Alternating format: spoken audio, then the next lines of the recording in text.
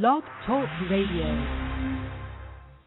So you want your charity to succeed. It's no secret that combining online and offline techniques is the key to modern-day fundraising success, and practical advice is what you need. The Nonprofit Coach with Ted Hart is the perfect place to learn from experts around the world who, along with our host, provide advice you can use. Ted Hart is without a doubt one of the foremost nonprofit thought leaders. Also a successful author, his books cover a broad range of topics from major gift fundraising to use of social media and how to succeed online. Ted lectures around the world, but now he's here for you. From the latest in charity news, technology, fundraising, and social networking, Ted and his guests help you maneuver through this economic downturn in the charitable sector to greater levels of efficiency and fundraising success. Remember, this is a live call-in show. Become part of the show by adding your voice. Call now at 347-324-3080. After the show, you can find all our podcasts at tedhart.com. Just click on radio links. Don't forget to dial 347-324-3080. Now, welcome the host of the Nonprofit Coach, Ted Hart. And this is Ted Hart coming to you live from the global headquarters of the Charities Aid Foundation of America. Today is Tuesday, June 4th. And this is our latest edition of the Nonprofit Coach. And we've got a really big show for you. I'm also mindful of the fact, and I'll be sharing with you the schedule between now and the end of the month, that we are coming very close to our summer hiatus. Those who are regular listeners know that the Nonprofit Coach suggests that you go off and enjoy your summer. So we do not have live shows in July and August, so we'll be back in September. But we do have a fantastic lineup for you for the remainder of this month, including today's show. We always start here on the Nonprofit Coach with Page 1 News.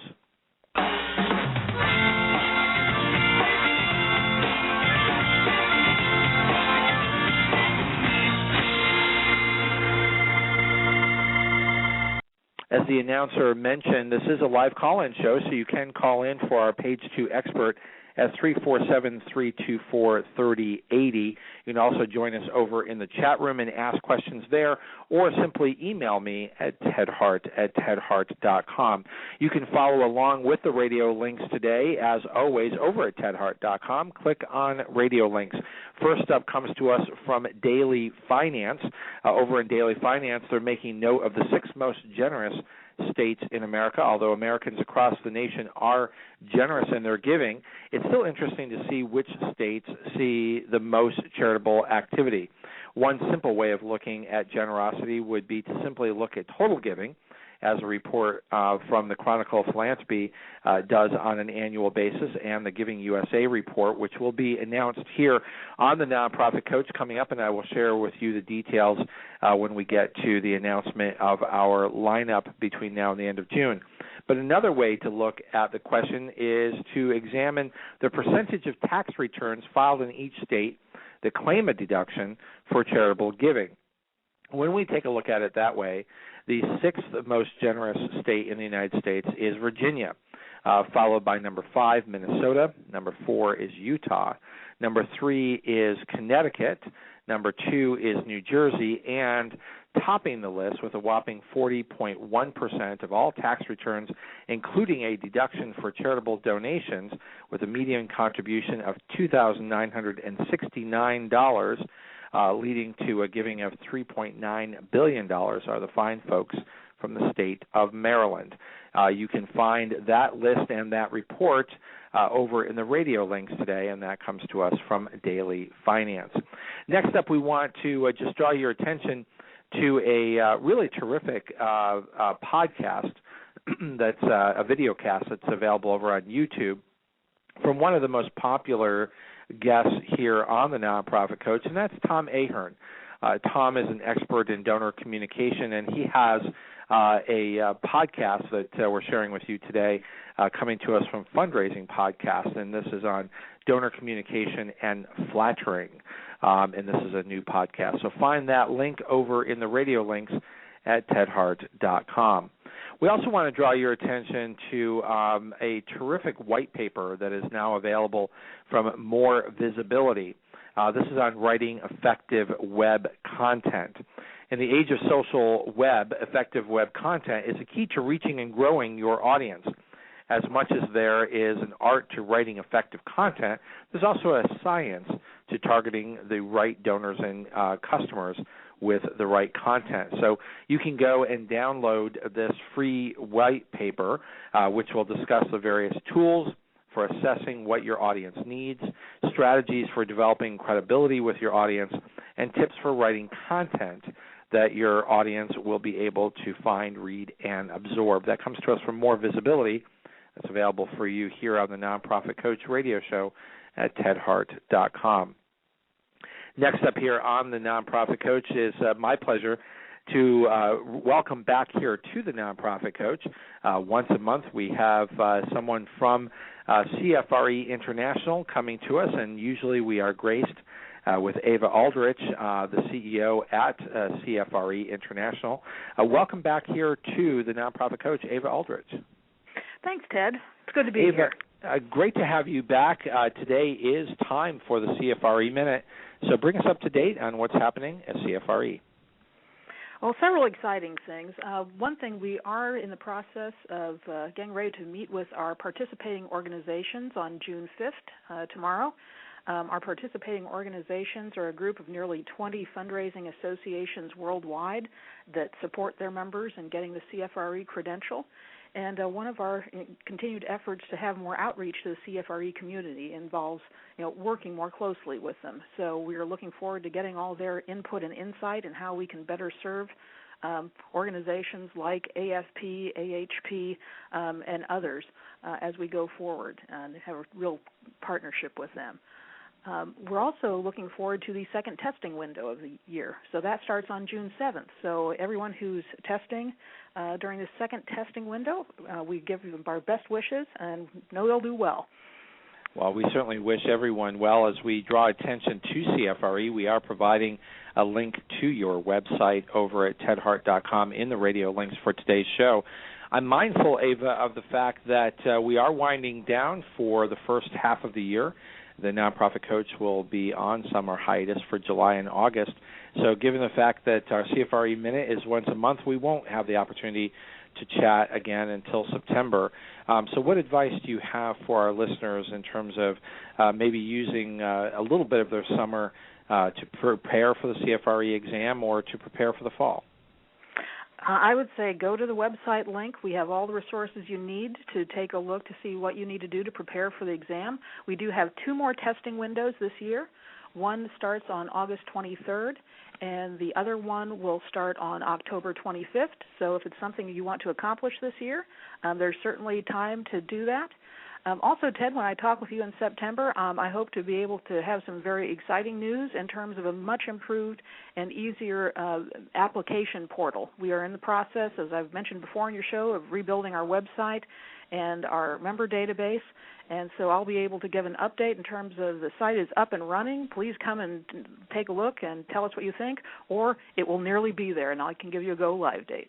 Oh, that's great. Well, I appreciate, of course, the updates here on the show to keep us posted on that. And it does seem like the summer, maybe a little bit of downtime, is a good time to prepare for either the August or the October exam time frame. And we'll look forward to your CFRE Minute announcements in September, and it sounds like it's going to be an exciting one. It will be. Well, this has been Ava Aldrich here from CFRE International. Thank you again for providing us with the update here on the Nonprofit Coach. You're welcome, Ted. Take care. Have a wonderful summer. You too. Okay, bye now. We're back here on Page One News, and the next notice comes to us from the Chronicle of Philanthropy. Warren and Doris Buffett offer giving advice online. Now, everyone can get free giving advice from Warren Buffett and possibly some of his family's money to give away. Mr. Buffett plans to appear in a 6-session online course called Giving with Purpose, an offshoot of a series of college programs started by Mr. Buffett's older sister, Doris, and her grandson, Alex Rozek. Ms. Buffett and her grandson run the Learning with Giving Foundation, which provides $10,000 grants to groups of college students who spend a semester figuring out where to give the money, as well as absorb readings and other instruction about smart giving. The course is now offered at 30 colleges and universities, but now will be available online free. The link for this information, the information on how you can register with Giving with Purpose Foundation's website, is all available today in the radio links at tedhart.com. It comes to us from the Chronicle of Philanthropy. Next up here on the Nonprofit Coach is a free ebook, and this is an ebook from Jonathan Poisner, and this is Why Organizations Thrive, Lessons from the Front Line for Nonprofit Executive Directors. You don't want to miss this opportunity to download this terrific free ebook, and again, that link is available in the radio links today for all of the listeners of the Nonprofit Coach. We have 7 ways to be ahead of the curve in your event marketing. We're always mindful here on the Nonprofit Coach that the fall and holiday season seems to be filled with special events for nonprofit organizations. Well, the fine folks over at Cvent and their blog on event planning are providing you with 7 ways to get ahead of the curve. You'll find this link over in the radio links at tedhart.com. Early adopters of new technology have certainly had an advantage when it comes to online marketing, so it makes sense to be aware of the trends. Now, some of the trends here seem a little bit easier, and that's, of course, think long-term in having your strategy, but also they're making a case for longer blog posts, multimedia, provide different media with which your audience can interact. Think ebooks and e-readers, so thinking about how your content is going to be consumed. Mobile will soon be the most popular way to access the Internet. Mobile Internet is expected to overtake desktop Internet usage by 2014.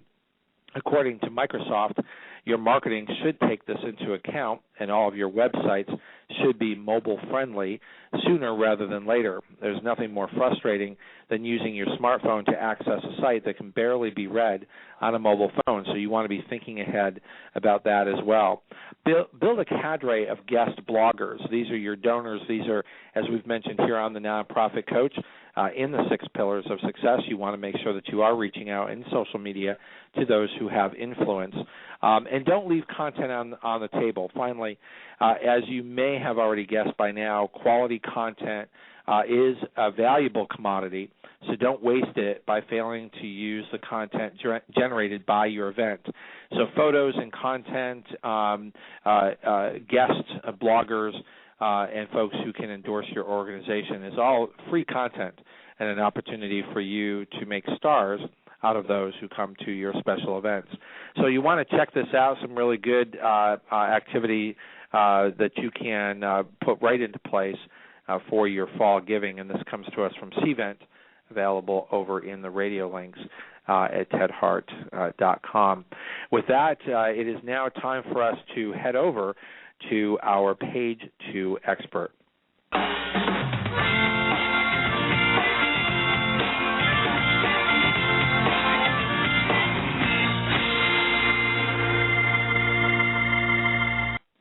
It is really my pleasure to welcome here to the Nonprofit Coach a true expert in the field. A New York native, Andrea Kihlstedt, brings more than 40 years' experience as a volunteer, professional fundraiser, and fundraising consultant to bear in her new book, and the topic of our conversation today, Asking Styles, Harnessing Your Personal Fundraising Power. She serves on several nonprofit boards and is founding a concert recital series for young professional musicians. Kihlstedt went on to found the Kihlstedt Group, fundraising consulting company, in 1984. During her years as a consultant, Kihlstedt's clients included American Civil Liberties Union, Planned Parenthood, Human Rights First, and Harlem RBI, an organization for inner city youth. Kihlstedt co-founded Asking Matters, an online resource for fundraising professionals with partner Brian Saber in 2010. More recently, she has been developing capital campaign magic with Gail Perry, and of course, Gail being a very popular guest here on the Nonprofit Coach.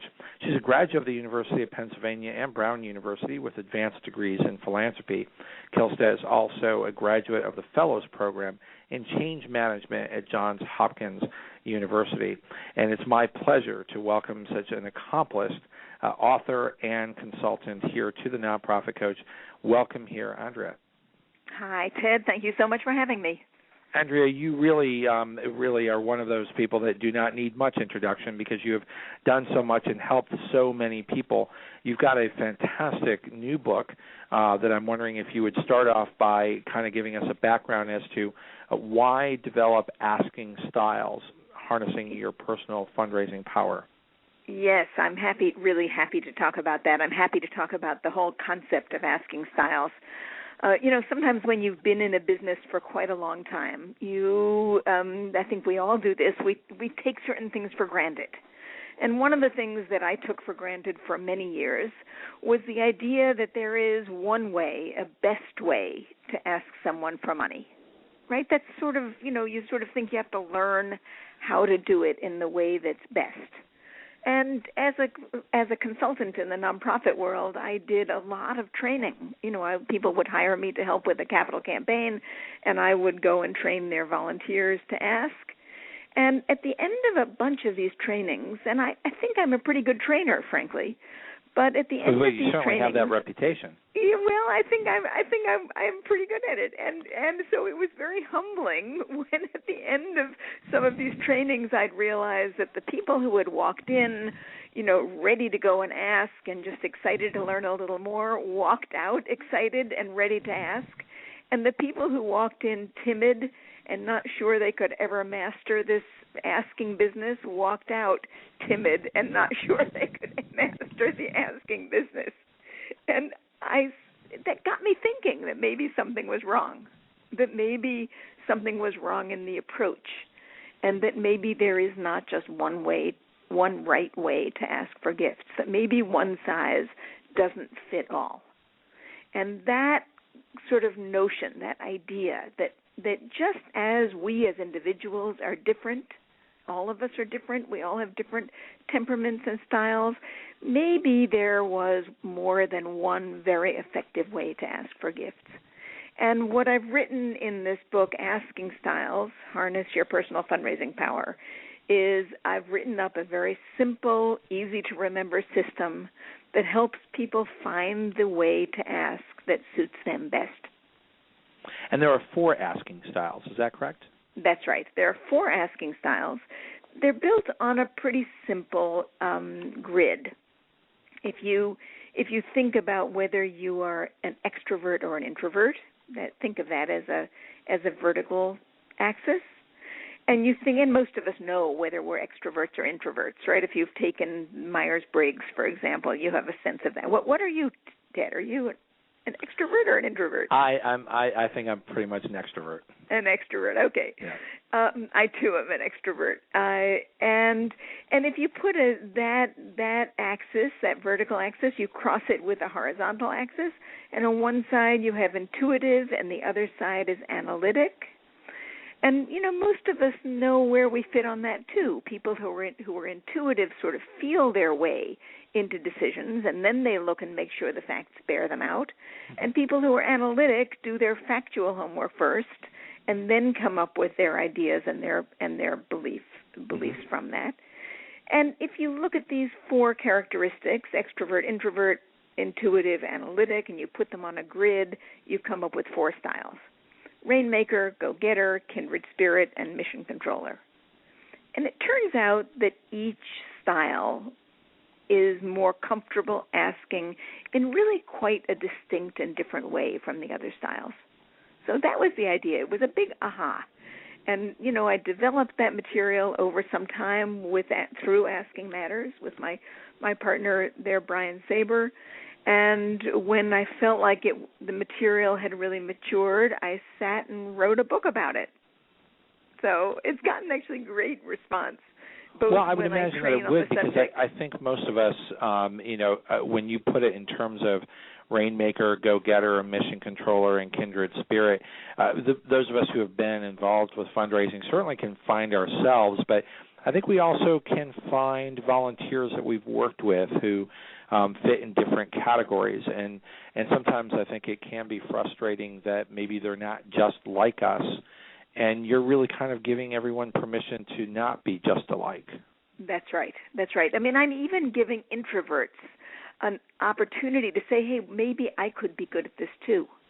I mean, I can't tell you how many people have come to me and have said, I really, because I'm introverted, I never thought I could do this well. And what I've learned from this system is that introverts often have one of the great characteristics of good fundraisers, and that is that they tend to be good listeners. Mm-hmm. Right? Help us, give us sort of an example or paint the picture of what I imagine to be opposite ends of the spectrum. So you've got the introverted intuitive, which would be your kindred spirit. Talk to us about what that person might be like versus the analytical extrovert, which is your Rainmaker. Yeah, I'm happy to do that.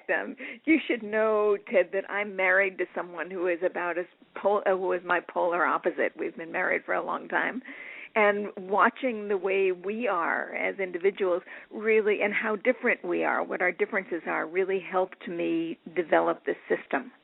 I kind of sat there and said, gee, I wonder if my husband, who is analytic and an introvert, I said, I wonder if he could be a good fundraiser. And, so that sort of thinking is what got me going on it. You bring up a kindred spirit. These are the people who are introverts and intuitives. Now, one way to describe a kindred spirit is these are the people who really are moved by the stories, by the people who are helped in our business. These are the people who are heartfelt, who really care. They tend to be on the tender side, right? Hearing no is difficult for them, perhaps more difficult than it is for their opposite. The person diagonally across from them is a Rainmaker. That's an extrovert and an analytic. Now, Rainmakers tend to be goal-oriented. They tend to be competitive. For them to go and ask a friend for a gift is, well, of course. That's what are my friends for, right? I'm going to ask them to help me get over the goal. It's a good cause. I believe I've done the work. They're going to follow me because they know that I'm good at this. Right, exactly. And that sort of thinking for a kindred spirit is much harder. For a kindred spirit, they're tender. They don't want to put their friends in an awkward position.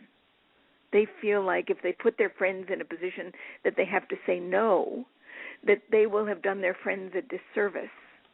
So while Rainmakers are really happy to ask their friends, kindred spirits would rather not. Now, how can a kindred spirit be a good fundraiser if they're not going to ask their friends for gifts?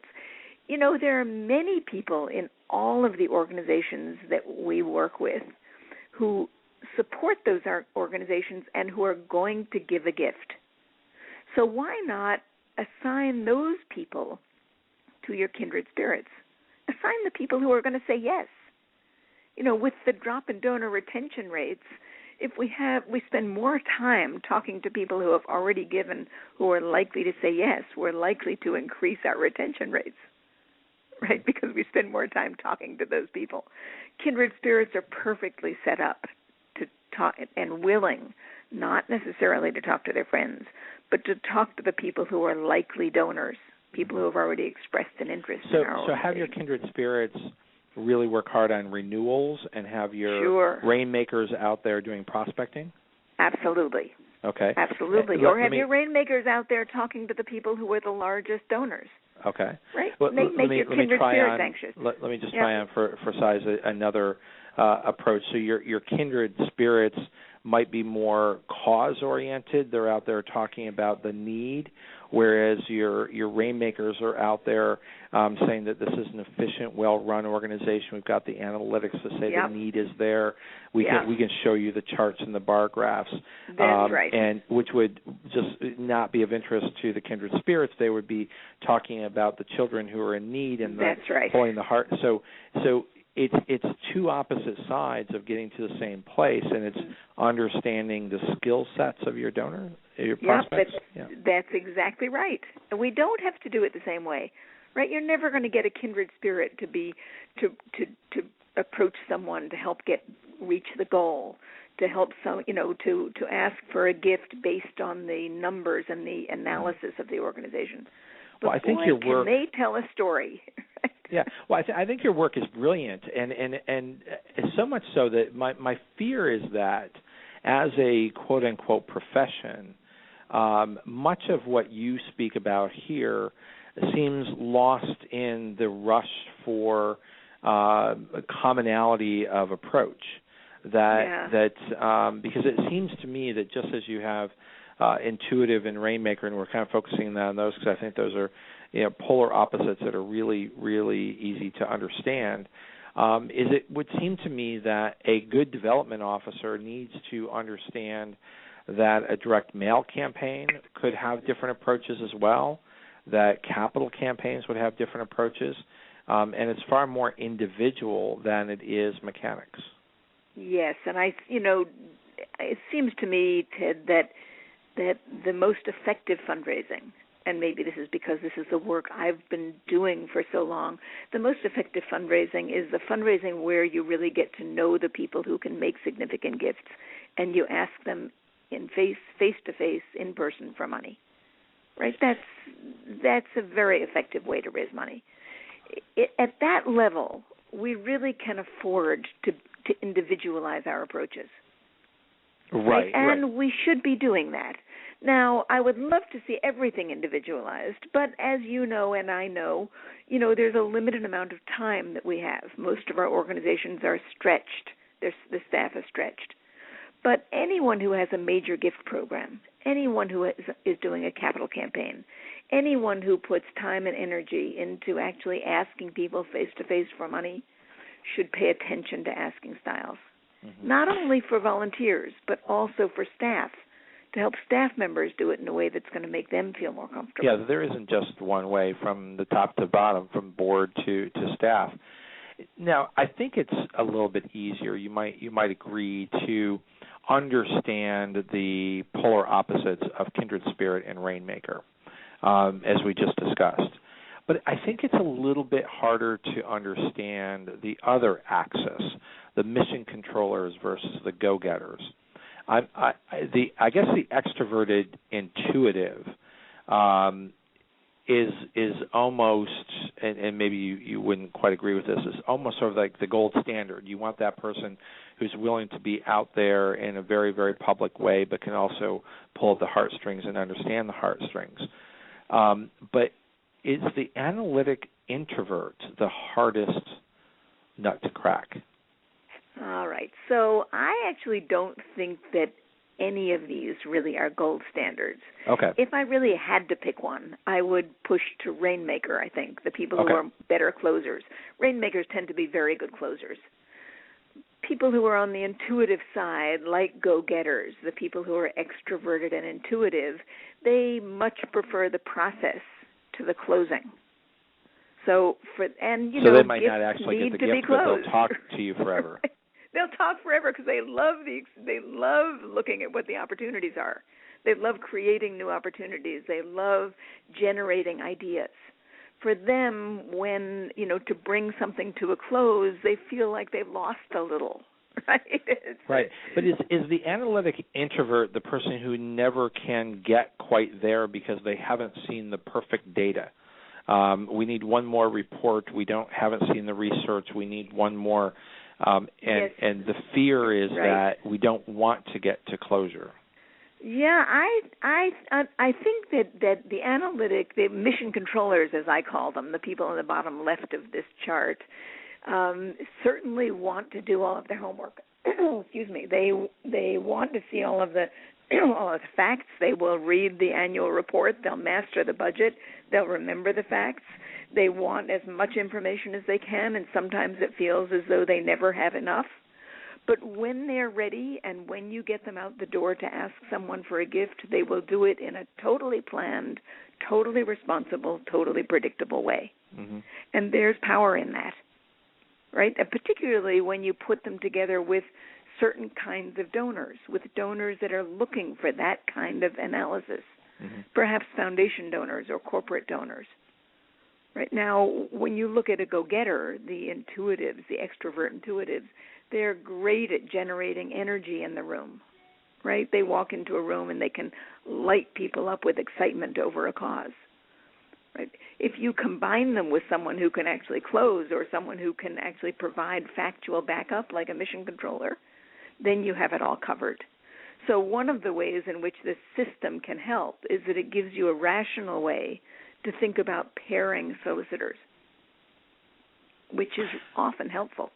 It is. I'm just wondering if and again I'm not trying to, sort of put any particular group on the shelf, but the most difficult for most development officers to place would be the mission controllers, wouldn't they?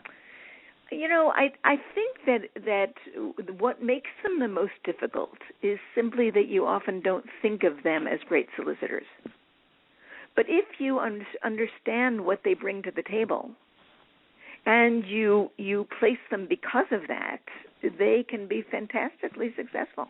Okay. These are the people who will really follow through. When they say they're going to do something, they tend to do it. They don't get carried off by their own excitement. They're going to know all the facts inside and out, probably better than the author of the document.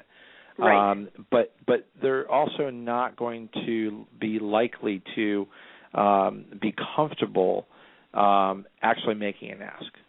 Yeah, that may or may not be, well, they may not be comfortable doing it, but my belief about mission controllers are that their comfort is not an issue for them. Yeah. When they agree to do something and say they're going to do something, they will do it and they will follow up because they believe in following through, right? For them, that's important. I'm just wondering if you think that if you find that you have mission controllers, and I think we've all had them, and they can be wonderfully knowledgeable but maddening in their dependency on data. I'm wondering if instead of seeing them as true solicitors or actually fundraisers, if these aren't maybe your resident experts. Now that's an interesting. You pair them with someone else. Ted, it sounds to me like you've had your experience with mission controllers. I hear you have an I've also been here. fascinated by your book, so I really think everybody needs to know this book. I think you're exactly right, though. If you can have a mission controller in the role of resident expert, it's fantastic. You pair a mission controller with a go-getter who is, kind of always out there on the front edge of energy. And if when the person being solicited says, tell me what percentage of your budget is such and such, the go-getter can say, John can help us with that, right? Isn't that a perfect role? He's got the expertise on that. I don't worry about those things. Right, exactly. Yeah. I don't worry about those things. And in fact, people who are go-getters tend not to remember those things. Right. Even if they knew them, they tend not to remember them. Right. So rather than trying to say, listen, everybody should be able to remember everything and do everything properly, why don't we say instead, listen, go-getters, you bring a fantastic magic to a meeting, and you need someone who will be your resident expert. Right. So I think that access, it really makes more sense to me as a pairing or a team. Right. I could imagine, although it does take skill and training, I could imagine a rainmaker going and making an ask on their own. Of course, they're going to be looking for the close. They're going to be very efficient in what they do. I could also imagine a kindred spirit going and successfully making. It's going to take them forever. They're going to have to talk and meet many times because they can't really quite make the close, but the donor just might might make the clothes themselves, right? Because their hearts have become entwined with each other. Exactly. So you can imagine those two really making that work. Yeah. But for you, imagining a mission controller doing that is more challenging. It'd be quite a challenge.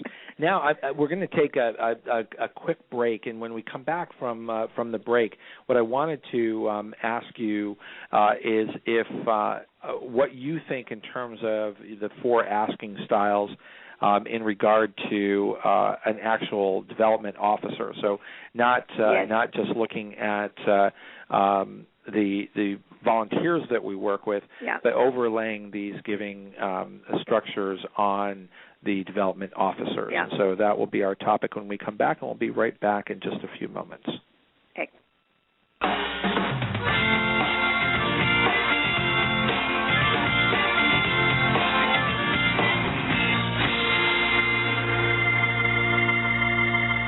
We just have a few things we want to cover over here on the break. One is I do want to make note that we do not have our regular Nonprofit Coach radio show next Tuesday as we normally would, because we're partnering with the CAF America Radio Network to bring you Giving in the Asia Pacific region live from Singapore. So I will be in Singapore hosting that show. You'll be able to find that show, as you always do, at tedhart.com. You'll also be able to find that at cafamerica.org. So that's a very special notice and drawing attention to giving in the Asia-Pacific region. I'm very, very pleased to announce that for the 3rd year in a row, the fine folks at Giving USA will be using the Nonprofit Coach radio show to make their first announcement on the 2013 Giving USA report. That will take place here live on the Nonprofit Coach at 12 noon Eastern on June 18th. Now, hang tight there. We're going to be sending you a notice because it's possible that for that first announcement to be even earlier, that show may move to 11:30 a.m. Eastern on June 18th, but will take place on June 18th. And then the final show here on the Nonprofit Coach will be Helen Brown and Jennifer Fila, who will be talking to us about prospect research for fundraising here on the Nonprofit Coach. That will wind out June, and then we will be going on to our summer hiatus for the Nonprofit Coach. The Nonprofit Coach will come back live on September 10th. So make sure that you are getting your newsletters by signing up at tedhart.com, and we will keep you posted on all of the wonderful fall programming that we'll have for you here on the Nonprofit Coach. We're going to get a quick update on some information or some services that's available to you from Google, and as soon as that's completed, we'll be heading right back over to our wonderful Page 2 expert, Andrea Kihlstedt. Every day, millions of people are online, many of whom want to help, volunteer, and donate to a good cause. Nonprofit organizations can use many Google tools to reach potential donors around the world and raise more money. And as an approved nonprofit, it doesn't cost a thing. It's all free. Google Grants helps you promote your website with free advertising on Google.com through the AdWords program. With Google AdWords, you create ads and choose words or phrases related to your nonprofit organization. When people search on Google using one of your phrases, your ad will appear next to the Google search results under the Sponsored Links section. AdWords allows you to target certain geographic areas, dates, and times of day for your ads to appear. YouTube for Nonprofits is another tool that can boost donations to your organization. The program offers a number of perks that get your message out there and drive viewers to take action and donate. You can list your organization on YouTube's nonprofit channel and add call-to-action overlays on your videos to drive viewers to donate. Need help analyzing your website traffic and marketing effectiveness? Google Analytics is a free tool that will give you rich insight and help you increase the number of people that visit and donate to your site. Google Analytics can be invaluable to many people in your organization, such as development directors, marketing staff, and your web team. There are many other tools that can help you reach more donors and raise funds, like Google Checkout, where you can process credit card donations with no transaction fee, Google Sites to create a free website, and Website Optimizer, where you can figure out the best landing pages to turn site visitors into donors. To get started, apply for Google for Nonprofits today.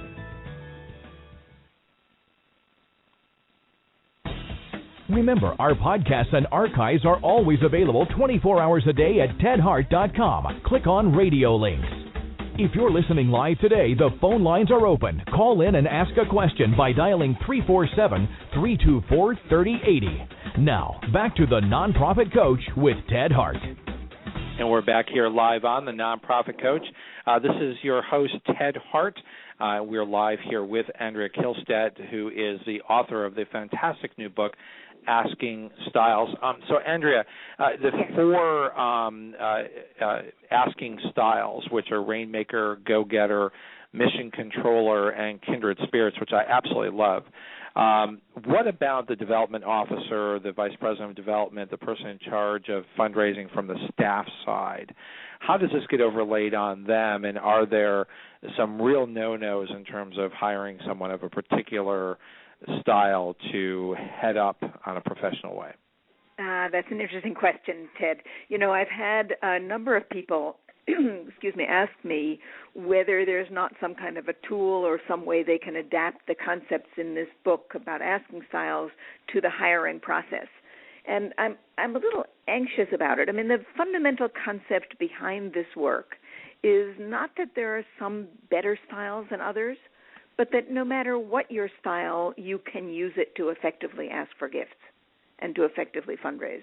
So it really is a strengths-based concept, not saying this is better and this is worse. More to the point is that I think the asking styles concept in a development shop can be tremendously helpful because it gets people recognizing the strengths of the folks they're working with and appreciating them rather than being frustrated by them. So, for example, if you have a development director who's working with and often frustrated by their executive director because the executive director is not good at closing a gift, right? You know, they talk and talk and talk and don't close a gift. From the asking styles perspective, the development director might understand that their executive director is a go-getter. And while they're not good at closing gifts, they are very good at sparking these conversations. If these two, the development director and executive director, can then have a conversation about their styles, they can support one another. Right? And I absolutely agree with you. So that's the way it can be helpful. Yeah, I absolutely agree with you, and that's sort of, again, the pairing concept of that you would use with volunteers, you would use with other professional staff. And I think you're absolutely right about that. But I'm thinking in terms of the hiring of the person. So it's not so much how do I support someone in the program or how do I support the executive director. Because I think your asking styles are brilliant to understanding that, because you could have almost any kind of staff person. I could imagine having lots of staff people who would be mission controllers. Yeah, here's what I would recommend. I really recommend that the strongest development shops, the strongest staffing, is a staffing that brings in a mixture of people. And what you often see is that people hire in their own likeness. So if you have a staff person who's a mission controller, they might feel like they are more comfortable hiring other mission controllers. That's what tends to get people in trouble.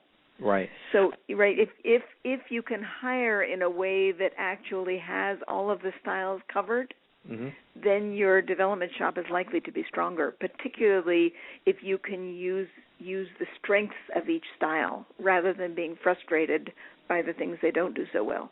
Yeah, I absolutely agree with you. I think multiple styles, and particularly since you may not be hiring all these people, you may have inherited some of these people, you can see where, again, just as you might have with a volunteer, with a staff person, you could see that you could do an awful lot with a mission controller or a kindred spirit as part of a team. Right. But again, to the leader, to the vice president of development, or the person who has been hired to be the staff person to head up philanthropy, I'm just wondering. It seems to me that you really need to have a rainmaker, maybe a go-getter, but a go-getter really isn't going to close those gifts. And if you think of the profession, you think of the folks who are well-known, people like yourself and others, they're going to tend to be more extroverts because I think it's hard to fundraise from behind a desk. Now, Ted, let me just catch you up on that. I'm going to be a little contrary here. Well, there you go. That's why we're here. So, I'm trying to find those buttons to push. Yeah, right. So you pushed one here. So when I started Asking Matters with my partner, Brian Saber, we sort of really built out this concept and in Asking Matters. And in fact, if your listeners want to get a handle on what their asking style is, they can go to askingmatters.com, and there's a little 30-question true-false assessment that will give them a notion of their asking styles. It's free, open for everybody, easy to take, takes about 2 or 3 minutes. So one of the things that Brian and I found as we were developing this material and fleshing it out is that I was a go-getter and he was a kindred spirit. Now, Brian Saber, my partner, has been a frontline fundraiser his whole professional career. I mean, not just a consultant like I've been, but he's actually been on the front lines asking for big gifts. He's very good at it. Mm-hmm. And it was so interesting as we worked together and got to know one another better and fleshed this out to understand that his strengths as a kindred spirit were tremendous because he is a good listener. He doesn't need to be out front. He doesn't need to take up airtime. You know, I'm inclined to take up airtime, as you can tell. Wow, and those make the best guests on the radio show. Right. But not necessarily the best solicitors. Right, so I think it's entirely possible for someone who is an introvert, either a mission controller or a kindred spirit, to be very good at this business simply because they are comfortable sitting back and letting the donor take up more space. Right? We know in the end that this fundraising business needs to be more about the donors than it is about the needs of our cause.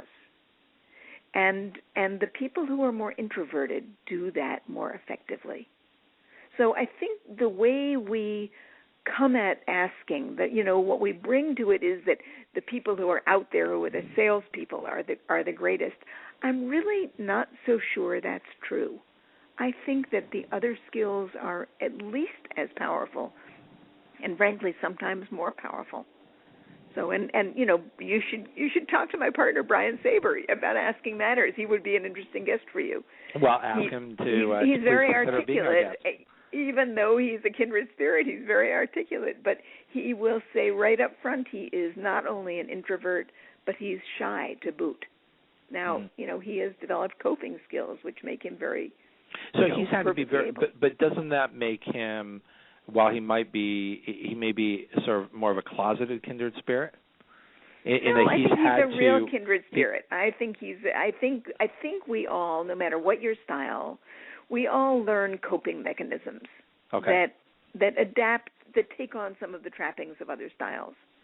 It's just that certain things are more comfortable and natural for us. So you know, Brian has learned to behave like an extrovert. That's not uncommon.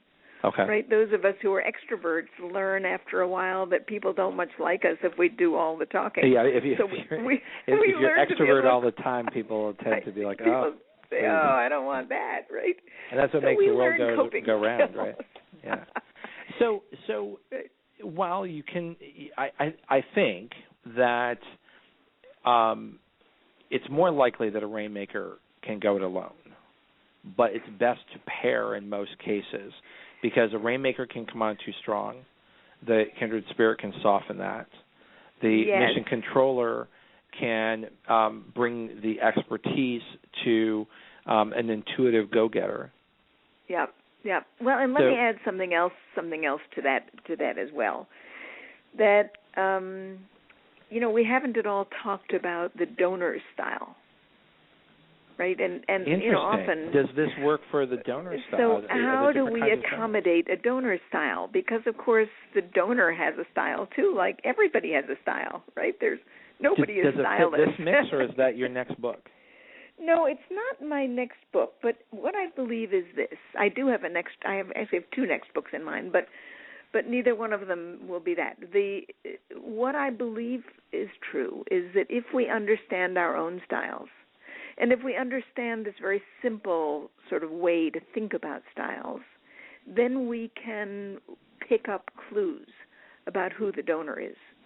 And if there are two of us in the room, if we have paired solicitors, if we have a rainmaker and a kindred spirit, for example, and we really are watching the donor, no matter who the donor is, one of the people in the room is going to be able to match their style, right? Because if the donor is an introvert, the kindred, if a donor is an introvert, the kindred spirit will be there. If a donor is analytic, the rainmaker will be there. If the donor is intuitive, the kindred spirit picks up that. Right. So, well, but how many people can you send in? Well, no, only two. You only have to send two because if you have two on opposite quadrants, you have all four characteristics covered. Okay. So harnessing your personal fundraising power is a call for the buddy system. That's right. Well, it's also a call for just understanding your own strengths. Okay. And being able to capitalize on your strengths rather than beat yourself up for your weaknesses. Because you can imagine a wonderfully thoughtful yet introverted donor is going to be blown away by a rainmaker. That's right. That's right. And probably having a hard time connecting to make that gift. That's exactly right. And sometimes a rainmaker, someone who's extroverted, is totally oblivious to what's going on. They're having such a good time talking about ideas. Right. They don't even know that they're killing the gift. They don't even know they're killing it. They walk out of there thinking, wow, they just listened to every word I said. That's they thought I was terrific. And That's we don't right. get the They gift. walk out thinking, wasn't I great? Wasn't I great? Exactly. Whereas the kindred spirit, if you've done the buddy system right, the kindred spirit who was in that meeting can say, what were you thinking? Yes, exactly. What were you thinking? Exactly. Yeah. And but if think they're a good buddy system, then the kindred spirit would have stepped in and saved the day by understanding that they needed to connect with that donor because they read the room. That's right. And, I also think that even if you just have one person going in, if they are aware of different styles and how they manifest, they become more sensitive to what's going on in the room. They start looking for it. So even without a pairing, and isn't that the essence of becoming a professional fundraiser or a development professional as opposed to just being a fundraiser? In that wherever you are on that spectrum, which, as you're pointing out, you could be anywhere on that spectrum, you do have to learn other skills, because if you are the only person, then in fact you may need to learn from others. That's right. I think we do have a caller, Andrea, so I'm just going to see if we do have a caller here on the switchboard. Caller, area code 732, you're live here on the Nonprofit Coach. You have a question for Andrea? Yes, I do have a question. I was listening a little bit to your nonprofit and how to get into it.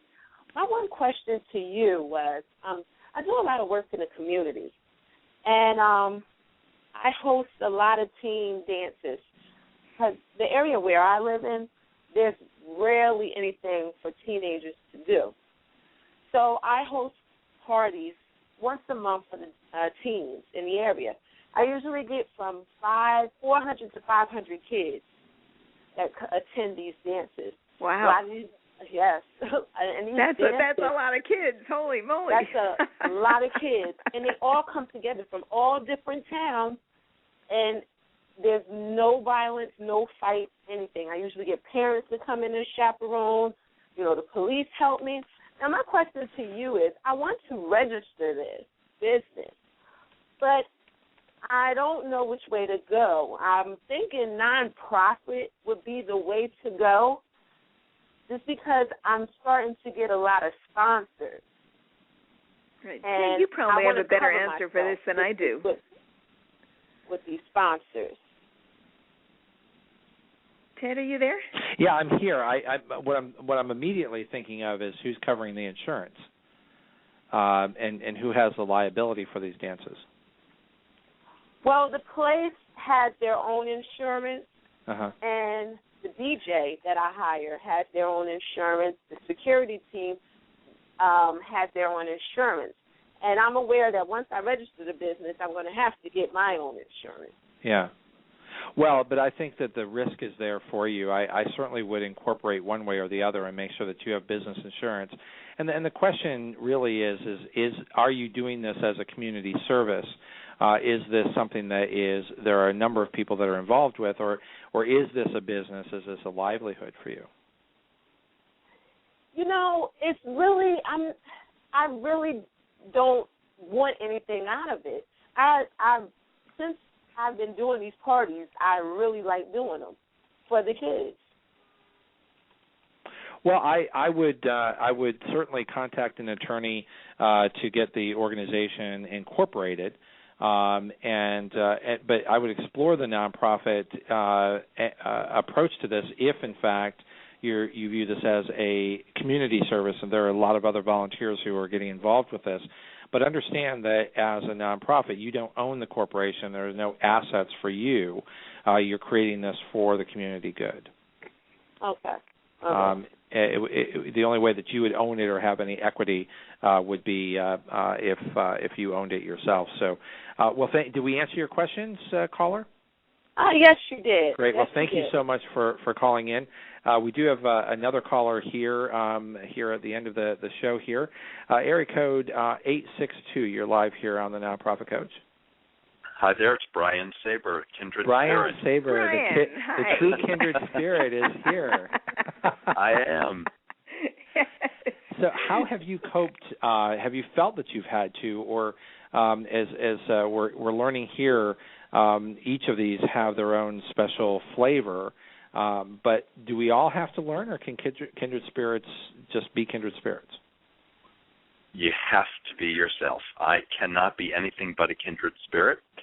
It took me many years to learn that, and it actually took our work on the asking styles for me to feel comfortable with that concept and to stop thinking I needed to be the life of the special event or that I had to do some of the other fundraising work that's just not in my wheelhouse, and that makes me extremely uncomfortable. So do you have T-shirts? Are you out and proud as a kindred spirit? Very, very. I carry the flag at all times now, and I try to convince my fellow kindred spirits to be themselves. And if you don't want to be schmoozing at a special event, let someone else do that. Right. So that's why I so much appreciate you calling in and giving us an opportunity to chat with you. So do you find, and it may not be just unique to kindred spirits, but do you also find that this is better done or preferably done as a buddy system? I am a huge believer in pairing solicitors, no matter how great you might think you are as an individual solicitor. There are cases where one-on-one, the intimacy of that is important and powerful, but in most fundraising cases, it improves the solicitation to have a partner in many ways and makes it a much more enjoyable experience, which is important as well because we're all doing this whether we're volunteers or employees because we care, and it's not an easy thing for most people to do. Doing it in pairs makes it a much more rewarding experience. So I'm a big believer, yeah. And who do you pair best with, or you can pair with any of the asking styles? In other words, would you successfully pair with a mission controller or better with a rainmaker? Pairing with anyone who is a style other than your own is helpful. Pairing diagonally across our grid, so for me with the rainmaker is the ideal because I get not only the extrovert who's going to be great at opening the conversation and maybe carrying the day conversationally, but also someone who's more analytical than I am, so I'm coming in with my stories, and the rainmaker is coming in with some of the facts and figures that don't necessarily resonate for me. Now, when I'm a staff person, I've got more of those facts and figures at my fingertips because it's part of my work. But if, as a volunteer, and I do solicit, I just was doing some campaign soliciting, actually. Right. So, Brian, I'm going to agree with Andrea. You should come on and be a guest. We're almost out of time here, and it's wonderful to have you join us. Andrea, I want to make sure that my listeners know how they can reach you. Yes, they can reach me at Andrea at askingmatters.com. Terrific. And Brian Saber, thank you so much for being our guest today. Andrea, did you have one other thing to share?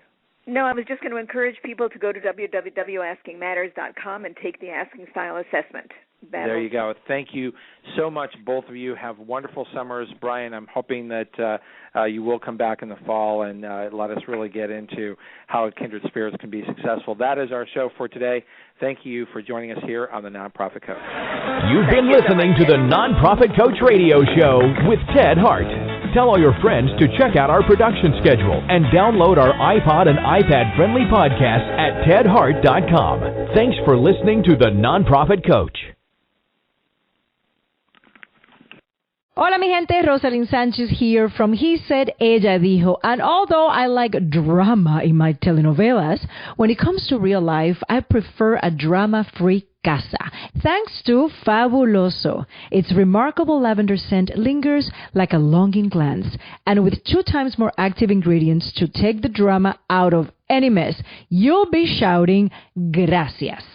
Fabuloso's 2 times concentrated formula provides 2 times more active cleaning ingredients versus non-concentrated Fabuloso Original. Use as directed.